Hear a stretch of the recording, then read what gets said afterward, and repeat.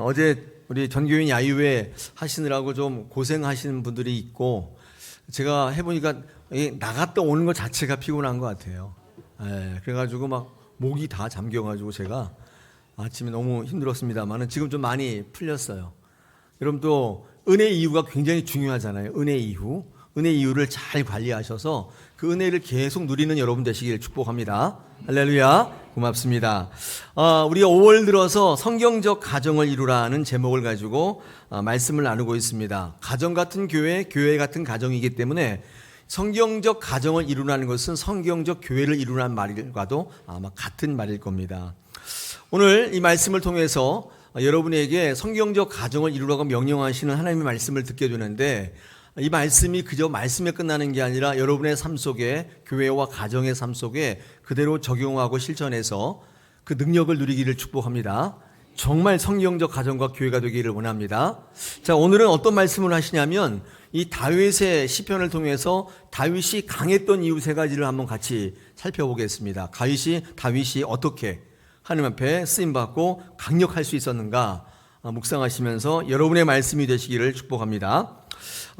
성경적 가정을 이룰 때 성경적 교회를 이룰 때 가장 문제가 뭐냐, 이것을 묵상하게 되었습니다. 저희 가정, 저희 교회를 한번 이렇게 생각해 볼 때 많은 어려움이 있지만은 그 중에 성경적 교회와 가정을 이루는데 가장 큰 문제가 뭐냐, 저는 이것을 관계 단절이라고 보았습니다. 관계가 단절되는 거예요. 이게 가장 성경적인 가정과 교회를 이루는데 방해가 되는 것입니다. 큰 걸림돌이에요. 관계가 단절되는 것입니다. 관계를 단절시키는데 가장 1등 공신이 뭐냐면 여러 가지가 있는데 저는 언어라고 생각합니다. 말을 참 잘해야 할 것 같습니다. 이 적절한 언어 사용은 하나님께서 우리에게 주신 축복의 수단이기도 하지만은 이 언어는 이 저주의 수단도 되기 때문에 이 구원받은 성도들은 언어를 잘 사용하셔야 돼요. 그러니까 한번 이야기하기 전에 여러 번 생각하셔야 돼요. 여러분 기분대로 막 얘기하시면 안 돼요. 이 말이 죽이기도 하고 살리기도 하잖아요. 언어를 잘 사용하셔야 됩니다. 가정에서 이 세대 간 부모님들하고 아이들하고 관계가 단절되는데 그 1등 공신이 언어인데 애들 언어를 못 알아들어요. 애들이 뭐라고 얘기하는지를 알아들을 수가 없는 것입니다. 젊은 세대들이 자기네들끼리 아는 단어만 이렇게 쓰기 때문에 부모들과 소통이 잘 안 되는 그런 경우가 많이 있습니다. 우리 아이들이랑 얘기를 해도 때때로는 저게 무슨 말이지? 그렇게 생각이 드는데 그 무슨 말이야? 물으면 무시당할까봐 그거 뭐 이렇게 할 때가 있어요. 근데 그걸 걔가 모르겠어요. 모르는구나. 그래서 저희 아들은 다 이렇게 풀어서 얘기를 해줘요. 얼마나 귀찮겠어요. 제가 인터넷에 어떤 글을 좀 보았는데 어떤 아버지와 아이의 카톡 대화입니다. 제가 한번 읽어볼게요. 아버지가 이야기해요. 어디쯤 왔니? 고토에 있어요. 고토가 어디야? 아빠 고속도로 버스터미널. 그래? 그럼 언제쯤 도착하냐? 지금 버카충 하고 있어요. 바카스 먹고 있다고? 그게 무슨 소리야 했더니 아빠 버카충 버스 카드 충전하고 있어요. 그래서 그래. 미안하다 아빠가. 그럼 지금 여친이랑 같이 있니? 아니요. 걔 아도 매치해서 헤어졌어요. 아도 매치? 다른 사람과 싸웠다는 얘기인가? 다른 사람이 싸웠니? 아빠! 안 입고 더럽고 메스껍고 치사해서 끝났어요. 이게 아도 매치래요. 네. 이 아이가 아빠한테 얘기합니다. 아빠 물어볼 게 있어. 아빠는 백상이 좋아? 문상이 좋아? 그야 백상예술대상이 더 좋지. 백상예술대상보다도 문화예술대상이 더 좋은 거 아니야? 아빠! 그건 무슨 소리야? 백화점 상품권이 좋아? 문화상품권이 좋아? 아마 어버이날 선물하려고 물어본 것 같습니다. 나중에 집에서 보자. 얘기가 안 돼요. 물론 웃자고 하는 얘기인데 이 정도로 대화가 단절되는 것입니다. 일전에 TV 보니까 그런 얘기를 하는, 저도 깜짝 놀랐어요. 요즘에 신세대 애들이 부동산에 굉장히 관심이 많아가지고 뭐 이렇게 발품을 팔면서 막 다닌대요. 장인애들끼리 막 얘기하는데 뭐라고 했는데 되게 재밌는데 이 지역은 초품화야. 초품화 뭔지 아세요? 우리 부동산 전문가이신 분들 좀 한번 물어볼게요. 초품화가 뭐예요? 초품화. 어떻게 하셨어요? 네, 확실히 부동산에 관심이 있으세요. 초등학교를 품은 아파트, 초품화. 초코화도 있어요. 초코화. 초등학교가 코앞에 있는 아파트. 네, 초코화. 이런 용어를 이제 젊은 세대들이 쓰는 거예요. 옆에 따라갔던 나이 많은 중개인이 그게 뭐예요? 대화가 안 돼요. 자기네끼리 막 정보를 주면서 막 그러는 거예요. 초품화, 초코화 막 그래요. 저는 코코한 줄 알았어요. 대화가 안 되기 때문에 관계가 끊어지고 단절되는 거. 이게 언어의 문제가 굉장히 큰데 이 교회에서도 그렇지 않습니까? 언어의 사용에 있어서 못 알아듣는 분이 굉장히 있어요. 신앙의 수준이 다르고 등급이 다르기도 하지만은 이 언어의 문제 때문에 관계가 단절되는 것은 분명한 사실입니다. 성경에도 있습니다. 바벨탑 사건이 있는데 이 바벨탑 사건은 하나님께 탑을 쌓아서 도달코자 하는 교만의 인간들을 하나님께서 심판하시죠. 흩으십니다. 창세기 11장 6절로 9절을 제가 한번 읽어보겠습니다. 여호와께서 이르시되 이 무리가 한 족속이요 언어도 하나이므로 이같이 시작하였으니 이후로는 그 하고자 하는 일을 막을 수 없으리로다.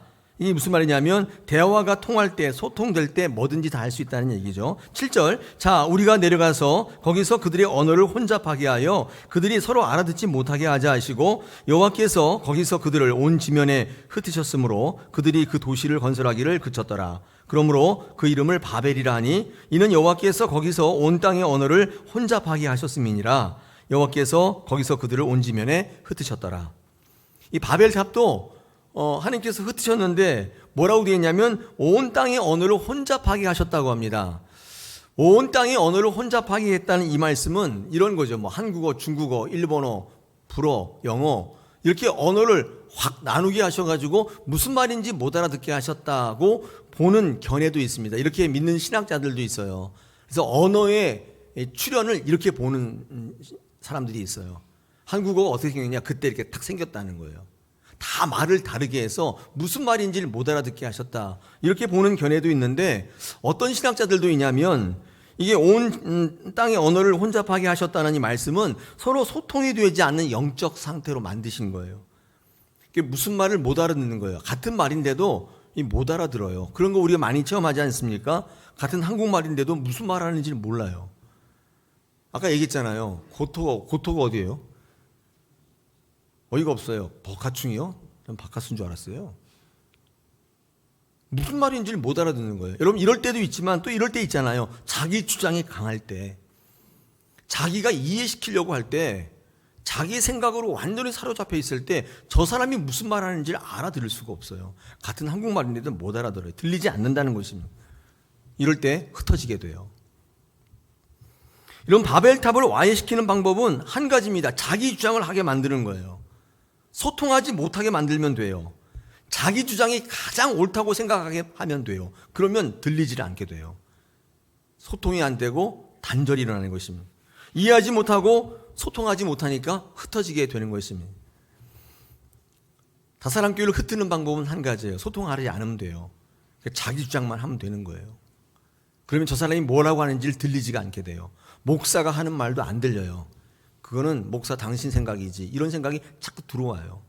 그래서 하나가 되지 못하게 하셔서 하게 하심으로 흩어지는 거예요. 그러나 사랑하게 되면 연합하게 되면 말하지 않아도 알아요. 눈빛만 봐도 알 수 있다 그 말이죠. 우리의 가정과 우리의 교회의 가장 큰 문제 중에 하나가 세대 간 소통의 부재예요. 단절의 문제, 역시 단절의 문제인 거예요. 다른 견해, 다른 생각들이 난무해요. 그건 너, 나는 나. 이렇게 생각하는 거예요. 우리가 하나가 되게 하는 가장 중요한 방법이 예배인 거 아세요? 예배. 왜 그러냐면 한번 생각해 보십시오. 이 주일 아침에 10대에서부터 90대까지 다양한 계층이 세대가 한 자리에 모여서 한 말씀을 듣는 것은 교회밖에 없어요. 10대든 20대든 60대든 70대든 하나의 말씀을 듣고 고개를 끄덕이는 데는 교회밖에 없다 그 말이에요. 그것을 끄덕이게 되면 소통이 일어나는 거예요. 그럼 세대 간의 단절이 줄어들어요. 대화가 되잖아요. 그러면 그 가정이 성경적 가정을 이루게 되는 거예요. 그런 거는 세상에 예배밖에 없어요. 10대에서부터 90대까지 한 자리에 모여서 한 가치를 공유하는 거, 예배밖에 없다. 여러분, 단절, 이 단절이 큰 문제인데 단절의 반대말이 뭔지 아세요? 그게 화목입니다. 우리 어저께 야유회 때 제가 이 말씀을 드렸는데, 화목의 정의가 뭐냐 하면 화목은 함께 있으라는 것입니다. 이게 함께 있는 게 화목이에요. 그러니까 단절과 반대죠. 하나님은 우리에게 화목하라고 합니다. 인간과 화목하고 이웃과 화목하고 하나님과 화목하라고 해요. 이웃과 화목하라는 것은 어렵지 않아요. 이웃과 함께 있으라는 얘기입니다.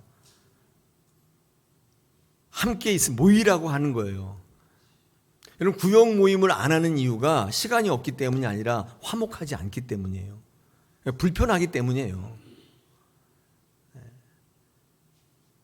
화목하면요, 7시간, 8시간 차를 몰고 오는데, 제가 지구촌 교회 이동호 목사님 책을 읽다 보니까 그 미국에서 그 가정교회를 해서 이제 성공을 하셨는데, 그때 거기 미국은 뭐 넓기도 하지만은 어느 가정에서 모인다 그러면 3시간, 4시간 다 차를 몰고 온대요.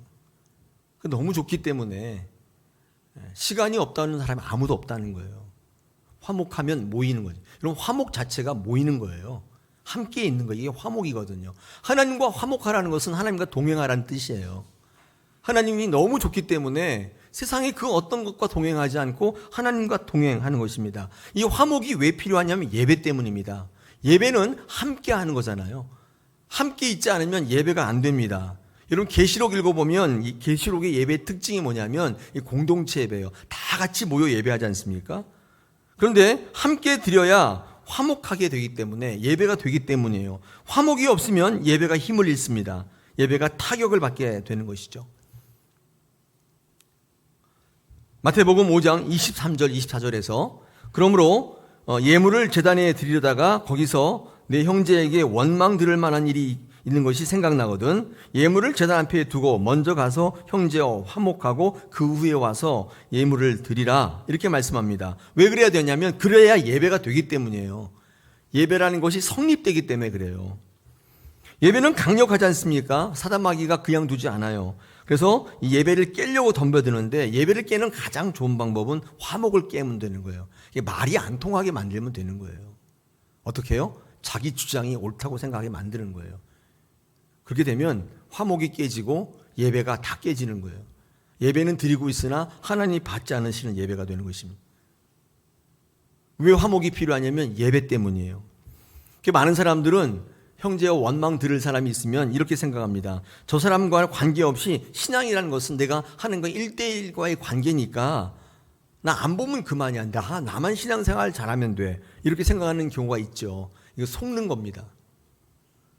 여기에 속아 넘어가면 그 사람의 예배의 능력을 잃어버리게 돼요. 왜냐하면 화목이 없기 때문에. 하나님 그런 예배를 받지 않으시겠다고 하시는 점. 예배가 능력이 없다면 그것은 반드시 단절 때문이에요. 화목지 않기 때문이에요.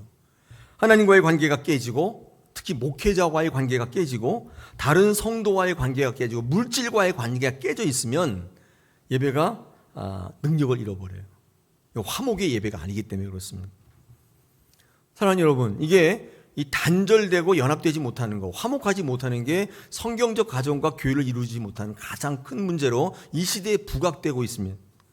혼자 있으면 참 좋겠어요. 사람 만나는 게 이게 굉장히 피곤한 일이라고 말씀드렸잖아요. 그냥 나 혼자만 하면 열심히 잘할 것 같은데 저분도 신경 써야 되고 저분도 신경 써야 되고 이 문제도 해야 되고 저 문제도, 이게요, 이 관계를 이루어가는 게 사실상 전부라고 봐도 돼요. 신앙과 목회는 다 그런 것입니다. 이 관계를 할 수 없으면, 관계가 깨지면 삼손 되는 겁니다. 삼손은 그게 힘들어서 혼자 살아요. 힘이 엄청나게 좋기 때문에 혼자 살았어요. 삼손 신드롬. 여러분, 신앙의 가장 큰 문제도 하나님과의 관계 단절의 문제입니다. 제가 하나님과 관계의 단절을 실질적인 죽음이라고 제가 설교한 적이 있습니다. 그러므로 하나님과 아무런 관계 없는 신앙을 이어가는 것은 죽은 신앙이에요. 아무것도 아닌 거예요, 사실은. 근데 하나님과의 어떤 관계예요? 아무런 관계가 없는 것은 어떻게 드러나냐면요, 기도가 없잖아요. 기도 안 하시면 하나님과의 대화가 단절되기 때문에 그분과 아무 관계가 없어요. 기도 안 하시는 분들, 하나님과 아무 관계가 없어요. 예배에 모이지 않게 되면서 친밀한 관계가 없어져요. 예배를 뜨문뜨문 드리다 보면 서먹서먹한 관계가 계속 이어져요. 친밀해지려면 자주 만나야 되잖아요. 그건 뭐 만고의 진리 아니에요. 뜨문뜨문 만나는데 친해질 일은 없죠. 여러분 그런 분 계세요? 1년에 한 번씩 만나는데 너무 친해요? 그러진 않죠. 자주 볼수록 친해지죠. 하나님과의 관계 단절은 예배에 치명적인 영향을 미칩니다. 예배의 의미가 그저 참석하는 데 불과해요. 온전한 성수의 개념을 예배에 참여하는 거라고 생각해요. 예배만 딱 드리고 가서 자기 할 일 합니다. 이거를 발걸음 예배라고 하는데 교회에 오셔가지고 발만 하나님께 드리고 가는 거예요. 하나님은 여러분 전체를 받기를 원하시는데 여러분 오셔서 발만 딱 드리고 가요. 발걸음 예배. 하나님 우리의 중심을 받기를 원하신다는 것입니다. 우리의 신앙은 그래서 예수 믿으면 우리의 중심이 이렇게 이동을 하는 거라고 봐도 무방합니다. 여러분 예수 믿는다는 의미를 좀 실제적으로 가지고 계셔야 되는데 예수 믿는 것을 성경책 들고 교회 오신다고 생각하시는 분이 있는데 그거는 예수 믿는 게 아니라 교회를 다니는 거잖아요. 근데 예수 믿게 되면 가장 큰 변화가 뭐냐? 내 중심이 이렇게 이동합니다. 어떻게 이동하냐면 선택과 판단의 기준에 변화가 생겨요. 그래서 하나님께서 나에게서 하나님께로 이렇게 옮겨가요. 선택과 판단의 기준이. 그 다음에 세상에서 하나님의 나라로 옮겨가요. 이렇게 이동이 일어나요. 나에게서 하나님께로 갔다고 해서 나를 버리거나 포기하라는 얘기가 아닙니다. 나를 추구하는 방법이 하나님으로 바뀌었다는 거예요. 나의 목적과 나의 어떤 목표가 하나님 나라로 바뀌었다는 거예요. 그게 중심 이동이에요. 내게 중심이 있는 사람은 항상 본능에 충실해요. 이 본능에 충실하다는 것은 두 개인데 이런 거예요. 어렵고 힘든 일이 있으면 자꾸 피하려고 그래요. 이게 본능이거든요. 두 번째는 좋은 것을 보면 가지고 싶어요. 이게 본능이에요. 욕심. 항상 이렇게 살아요. 신앙의 두 가지 모습이 딱 나타나는데 본능에 충실한 신앙은 어려움이 있으면 자꾸 회피하려고 그래요. 붙여 싸워 이기려고 하는 게 아니라 자꾸 회피해요. 그런데 좋은 것만 보면 욕심이 나니까 자꾸 가지려고 그래요. 이게 본능에 충실한 사람들, 자기 중심인 사람들이 나타나는 신앙의 모습이죠. 그런데 하나님이 중심인 사람은 항상 말씀의 인생을 삽니다. 이 말씀의 인생의 삶은 어떤 이유이냐면 평안의 삶을 허락하세요. 말씀 중심을 살면 평안해져요. 여러분 잘 들어보세요. 평안이 아니라 편안이 아니라 평안이에요. 제가 그림을 하나 준비해 왔는데요. 보세요. 이 팽이가 이렇게 쫙 돌고 있는 모습, 이게 평안, 샬롬이에요. 근데 그러니까 일을 하고 있죠. 팽이가 쫙 돌고 있으니까 일을 하고 있는데 대신에 흔들림이 없어요. 쫙. 근데 옆에 있는 그림 보세요. 저거를 편안이라고 해요. 자빠져 있죠? 주의를 휴식으로 이해해요. 이분은 매일 집에 가서 소파에 자빠져 있어요. 저거를 평안이라, 편안이라. 저건 평안이 아니라 편안이에요. 일하지 않는 상태예요. 평안을 편안으로 착각하시는 분이 있어요. 평안은 일하는 거죠. 흔들림이 없어요. 여러분 성경에서 이 자빠진다는 표현은 아주 안 좋아요. 그래서 개역 한글에만 나와 있고 개역 개정에는 다 빠졌어요.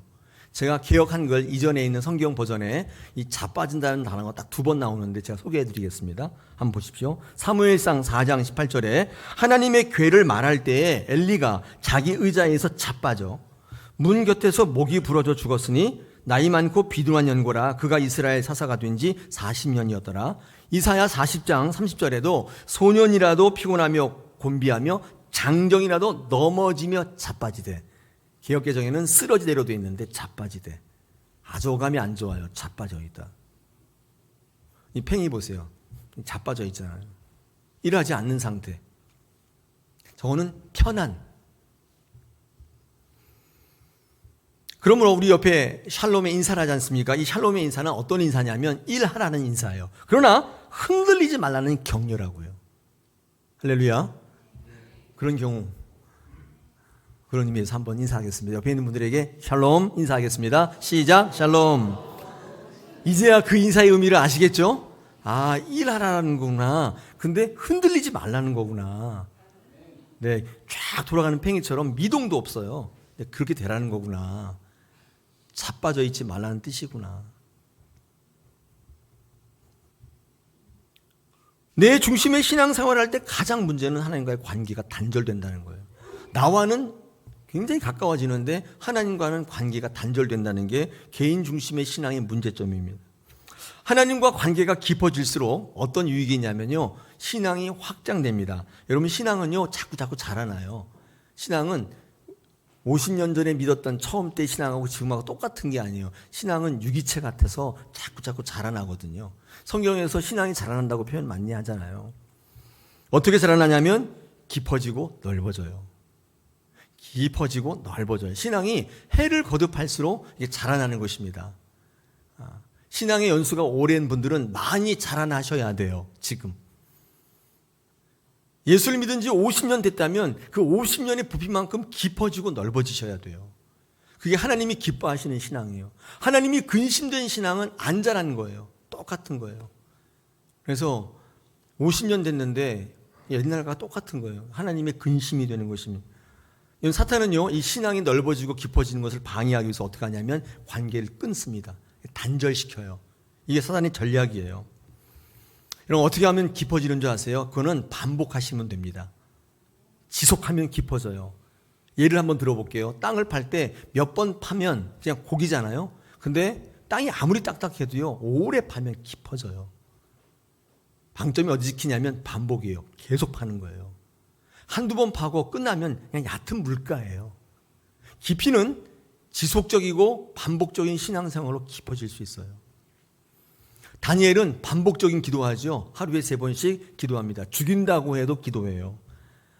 그래서 사자굴에서 살아나요. 사자굴에서 살아난 신앙은 반복적 기도에 있었어요. 하루에 3번씩 꼬박꼬박 기도해요. 많은 분들이 그 기도가 무슨 의미가 있습니까? 의무적으로 하는 기도가 무슨 의미가 있냐고 물으시는데, 사자굴에서 살리는 생명의 기도가 반복적 기도예요. 지속적 기도. 하고 싶을 때 하는 기도가 아니라, 시간 있을 때 하는 기도가 아니라 반복적으로 하는 거예요. 사자굴에서 여러분을 건진단 말이죠. 승리하는 사람은 계속하는 사람이에요. 실패하는 사람은 중간에 그만두는 거예요. 실패는 승리하는 사람에게는 과정일 뿐이에요. 실패하는 사람에게 실패는 결과예요. 지금 실패하고 계세요? 포기만 하지 않으시면 과정일 뿐이에요. 마지막에 합력해서 승리를 만들어내신다고요. 할렐루야. 실패 두려워하지 마세요. 과정이라니까요. 포기하면 결과로 낙착돼요. 믿음은 에무나, 계속 가는 겁니다. 믿음은 믿는 게 아니라 포기하지 않는 거예요. 여러분, 깊이를 원하세요? 그러면 어렵더라도 계속 가야 돼요. 그러므로 깊이는 easy going, 쉽게 가는 게 아니라 keep going이에요. 계속 가는 거예요. 계속 가야 돼요. 여러분의 깊이를 깊이 만들 겁니다. 확장이 일어나는 것입니다. 여러분, 넓이는 어떻게 일어나는 줄 아세요? 순종하면 넓어져요. 순종하면 그릇이 커지는 거기 때문에 거기에 넓어집니다. 아무리 어려운 상황이라도 여러분 판단으로 불순종하지 마시고 순종하시면 이 불가능이 가능케 하는 믿음을 만나게 되는 것입니다. 그럴 때 하나님께서 거기다 채우시는 거예요. 달란트 비유에서 1달란트 받은 사람 있죠? 전에 말씀드렸습니다. 1달란트 받은 것은 부족한 사람이 아니라 불만 있는 사람이에요. 1달란트 받은 게 부족한 게 아니에요. 그 사람은 불만의 사람이에요. 부족한 건 하나님 채우신다 그랬죠? 근데 불만은 지옥 가야 끝나요. 지옥을 가야 끝나는 거예요. 왜냐하면 그 1달란트 받은 사람이 이 하나님을 오해하잖아요. 관계가 끊어져요. 하나님은 나쁜 사람이라고 자꾸 이해하잖아요. 이 불만을 갖고 있으니까 관계가 끊어져요. 이런 부족은 걱정하지 마세요. 기도하면 다 채워주세요. 근데 불만은 경계하셔야 돼요. 반복적인 훈련, 지속적인 신앙, 순종하는 신앙은 여러분의 신앙을 깊게 넓게 만들어서 하나님과의 관계를 계속 유지하게 만들어줘요. 어떻습니까? 한번 그렇게 해보시지 않겠습니까? 자, 오늘 이 시편 23편의 다윗 시상을 한번 묵상해 보겠습니다. 여러분, 다윗은요 강력했어요. 강력했는데 그 이유가 뭐냐? 자기가 강력한 게 아니라 하나님과의 관계가 돈독했어요. 그게 강함의 이유였습니다. 하나님의 관계를 계속 이어갔습니다. 어려움이 없었던 게 아니에요. 있었는데도 불구하고 그 어려움 때문에 하나님의 관계를 포기하지 않은 것입니다. 다윗은 오랜 생활 동안 도망하고 다녔잖아요. 근데 그거보다 더 어려웠던 게 뭐냐면, 더 힘들었던 게 뭐냐면, 다윗을 힘들게 했던 건 뭐냐면 하나님의 관계가 끊어지는 거였어요. 여러분, 그래서 이 영적인 고립감과 단절감 때문에 이 다윗은 계속 기도해요. 제가 두 시편을 한번 준비해 왔습니다. 여러분 보십시오. 시편 27편, 제가 3절, 4절, 9절을 한번 읽어보겠습니다. 군대가 나를 대적하여 진칠지라도 내 마음이 두렵지 아니하며 전쟁이 일어나 나를 치려 할지라도 나는 여전히 태어나리로다. 내가 여호와께 바라는 한 가지 일, 그것을 구하리니 곧 내가 내 평생에 여호와의 집에 살면서 여호와의 아름다움을 바라보며 그의 성전에서 사모하는 것이라. 주의 얼굴을 내게서 숨기지 마시고 주의 종을 놓아여 버리지 마소서. 주는 나의 도움이 되셨나이다. 나의 구원의 하나님이시여 나를 버리지 마시고 나를 떠나지 마시오. 나를 버리지 마세요. 관계를 제발 끊지 말아주세요. 시편 51편 11절에서 나를 주 앞에서 쫓아내지 마시며 주의 성령을 내게서 거두지 말아주소서. 이게 지금 다윗의 모든 기도의 핵심이에요. 내게 좋은 것 달라고, 승리하게 달라고 기도하는 게 아니라, 주님 그 관계를 끊지 말아 주십시오. 제가 잘못했습니다. 그러나 제가 패역한 짓을 했는데 그렇다고 해서 저를 내쫓지 마세요. 성령이 내게서 떠나지 마세요. 오늘 이 시편 23편을 묵상하기 전에 총체적으로 다윗이 강했던 이유, 그는 하나님과의 관계를 계속 붙들고 있었어요. 그래서 그는요, 그의 인생 가운데 하나님과의 관계가 끊어질 위험이 굉장히 많았죠. 밧세바와의 간음 사건, 하나님께서 이렇게 탁 할 수 있잖아요. 그리고 이 다윗의 아이가 죽을 때 막 기도했는데 죽었어요. 이 다윗이 관계를 끊을 수 있었어요. 그렇게 기도했는데 그것도 안 들어줘. 끊을 수 있었잖아요. 아들 압살롬이 반란을 일으켰을 때, 그때도 하나님과의 관계를 끊을 수 있었어요. 그런데 그때마다 이 다윗은 하나님과 멀어질 수 있었지만은 그렇게 하지 않고 하나님의 관계를 놓지 않아요. 천연덕스러울 만큼, 능청스러울 만큼 하나님 곁을 떠나지 않아요. 나를 버리지 마세요. 나를 쫓아내지 마세요. 다윗이 진짜 강한 이유입니다. 그는 승리해야 될 기도 안 했어요. 나를 떠나지 마세요. 오늘 이 시간 우리 다사랑교회 여러분의 기도가 되면 어떨까요? 주님, 부자 되게 해주세요. 이것도 좋지만 주님, 저에게서 떠나지 마십시오. 성령이여, 저를 떠나지 말아 주십시오. 제가 잘했다는 건 아닙니다. 그런데 저를 버리지 말아 주십시오. 여러분, 오늘 이 다윗의 시편 23편은요, 먼저 이 배경을 좀 아시는 게 굉장히 중요한데, 이 시편 23편은 이런 배경을 갖고 있습니다. 다윗이 노년일 때에 그의 아들 압살롬이 이 다윗을 배반하고 반역을 일으켰어요. 그 왕권을 빼앗겠다고. 그래서 이 다윗이 어쩔 수 없이 도망가는 과정 속에서 쓴 시편이라고 알려져 있습니다. 이게 무슨 말일까요?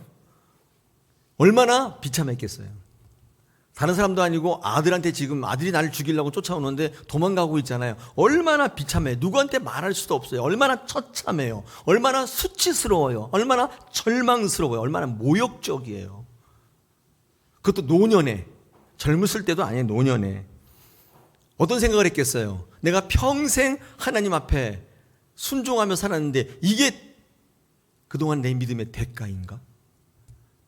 아들놈이 반역을 이렇게 나를 죽이려고 하는데 그 손에 죽는 게 하나님의 믿음의 대가인가?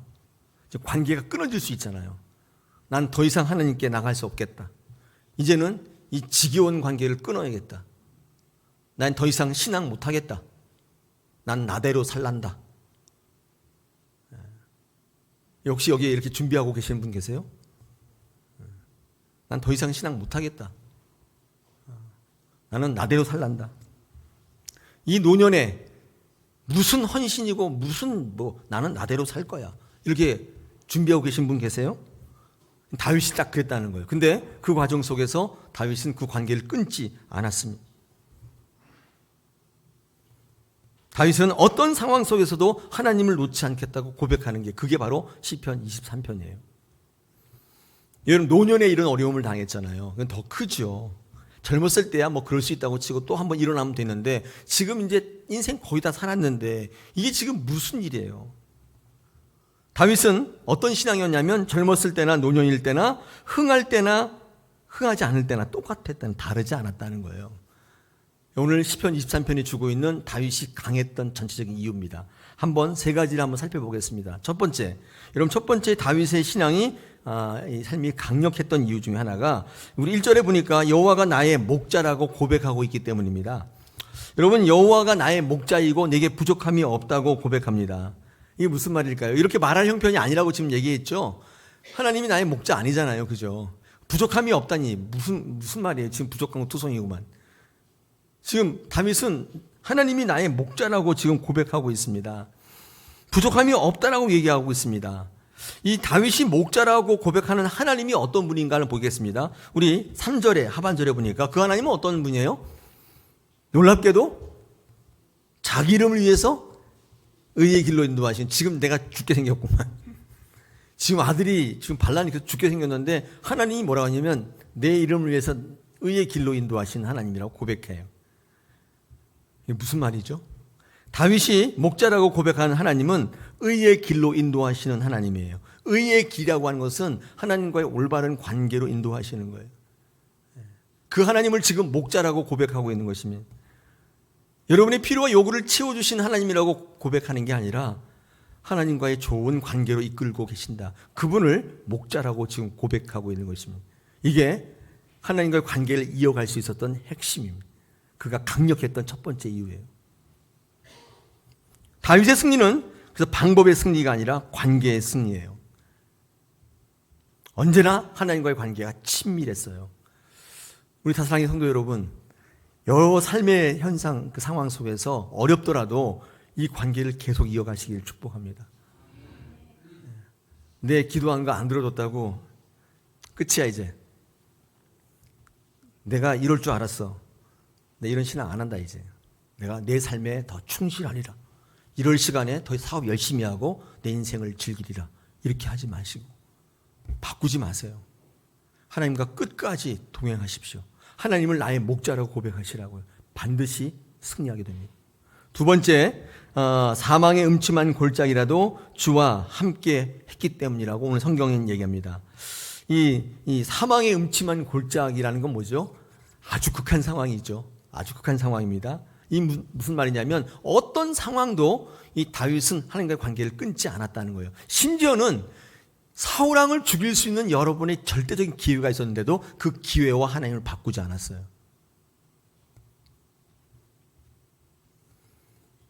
끝내주죠. 인생을 완전히 역전시킬 수 있는 기회가 있었어요. 근데 안 했어요. 하나님 관계를 끝까지 붙잡았어요. 사도 바울의 고백도 비슷한데 제가 한번 사도 바울의 고백을 읽어보겠습니다. 로마서 8장 35절에서 39절을 제가 한번 읽어보겠습니다. 사도 바울도 똑같이 고백하고 있어요. 사도 바울이 강했던 이유인데, 누가 우리를 그리스도의 사랑에서 끊으리요? 환난이나 곤고나 박해나 기근이나 적신이나 위험이나 칼이라 기록된 바 우리가 종일 주를 위하여 죽임을 당하며 도살할 양같이 여김을 받았나이다 함과 같으니라. 그러나 이 모든 일에 우리를 사랑하시는 이로 말미암아 우리가 넉넉히 이기느니라. 내가 확신하노니 사망이나 생명이나 천사들이나 권세자들이나 현재일이나 장래일이나 능력이나 높음이나 기쁨이나 다른 어떤 피조물이라도 우리를 우리 주 그리스도 예수 안에 있는 하나님의 사랑에서 끊을 수 없다. 없다. 나는 그 관계를 끊지 않겠다. 어떤 어려움이 있어도 상황이라도 나는 하나님을 붙들겠다. 사도 바울의 고백이에요. 다윗과 똑같아요. 사망의 음침한 골짜기, 그런 것 갖고는 하나님 나를 끊을 수 없다는 거예요. 강력했던 이유 두 번째, 하나님과 이 친밀한 관계를 계속 이어갈 수 있는 비결이 있습니다. 오늘 성경 말씀에 주의 지팡이와 막대기가 등장하고 있는데 이게 똑같은 말처럼 보이지만 달라요. 여러분, 주의 지팡이라고 하는 것은 모세의 지팡이를 얘기하는 거예요. 모세를 얘기할 때, 능력을 얘기할 때 지팡이라고 하지 막대기라고 안 합니다. 여러분, 모세의 지팡이는 어떤 거죠? 이게 딱 그르치니까 홍해가 쫙 갈라지고 딱 치니까 반석에서 물이 터쳐나오고, 난리도 그런 난리 없어요. 그죠? 완전히 끝내주는 거죠. 여러분, 그 모세가 미디안 광야에서 양치는 똥치는 막대기가 이게 능력의 지팡이가 되는 비결이 있습니다. 여러분 앞에 보십시오. 출애굽기 4장 4절 읽어보겠습니다. 여호와께서 모세에게 이르시되 내 손을 내밀어 그 꼬리를 잡으라. 그가 손을 내밀어 그것을 잡으니 그의 손에서 지팡이가 된지라. 이게 무슨 말이냐면요, 하나님께서 모세에게 미디안에서 양치던 그 막대기를 던지라고 했거든요. 던졌더니 이렇게 뱀이 착 된 거예요. 그리고 하나님께서 모세에게 그 뱀의 꼬리를 잡으라고 말씀합니다. 꼬리 잡으면 안 되는 거 아시죠? 네. 근데 모세가 꼬리를 탁 잡아요. 뭐 했다고요? 순종했다고요. 이거 잡으면 안 된다는 사실을 모세가 잘 알죠. 미디안에서 광야에 40년 했어요. 뱀을 수없이 만났는데 뱀을 제압하는 방법은 머리를 잡아야지 꼬리를 잡으면 죽는 거예요. 물려서 죽죠. 근데 하나님께서 그렇게 하라고 하셨기 때문에 꼬리를 딱 잡는 순간 그 막대기가 뭐가 됐다고요? 지팡이가 됐다. 순종했다는 거예요. 그러니까 겸손했다는 거예요. 하나님보다 더 많이 배우신 분들 계시잖아요. 하나님 잡으라고 할 때 하나님 뭔가 잘못하시나 본데 제가 보기에는요 그 꼬리 잡으면 안 될 것 같아요. 하나님 모르시는 게 있네. 하나님 나보다 모르시는 게 있네. 그 꼬리 잡으면 안 돼요. 하나님 그것도 모르세요? 이런 분들이 계실 수. 그게 아니라 잡았어요. 순종. 그러니까 이 지팡이가 하나님과 관계를 이룰 때 가장 중요한 게 순종이에요. 순종이 있으면 관계가 이어지는 거예요. 겸손한 거예요. 또 이 막대기는 어디서 많이 쓰냐면 제가 성경을 찾아보니까 이 골리앗과 상대할 때 다윗이 들었던 막대기예요. 사무엘상 17장 40절 43절을 제가 읽어보겠습니다. 손에 막대기를 가지고 시내에서 매끄러운 돌 5을 골라서 자기 목자의 제구 곧 주머니에 넣고 손에 물매를 가지고 블레셋 사람으로 나아가니라. 블레셋 사람이 다윗에게 이르되 네가 나를 개로 여기고 막대기를 가지고 내게 나왔느냐 하고 그의 신들의 이름으로 다윗을 저주했다. 이렇게 되어 있습니다. 이때 다윗이 뭘 가지고 나갔다고요? 지팡이? 막대기. 이때 막대기는 어떤 뜻이냐? 이것만 가져가도 너 같은 것은 충분하다. 이 영적 자신감이에요. 더불어서 하나님과의 절대적 신뢰예요. 너 같은 거는 칼 같은 거, 갑옷 같은 것도 필요 없어. 막대기로 충분해. 그러니까 골리앗이 뭐라고 그래요? 내가 개냐? 그래, 너 개다. 이렇게 된 거예요. 막대기는 어떤 의미냐면 하나님에 대한 절대적 신뢰, 영적 자신감, 하나님의 관계가 계속 이어지는 거예요. 여러분 자신감과 자만감은 다른데 차이가 뭐냐면 이 영적 자신감은 하나님에 대한 무한신뢰, 자만감은요 자기에 대한 무한신뢰예요. 자기를 무한으로 신뢰하시는 분들이 있어요. 그렇지 않다는 거 알고 계시죠? 내 의지나 내 별 볼 일 없잖아요.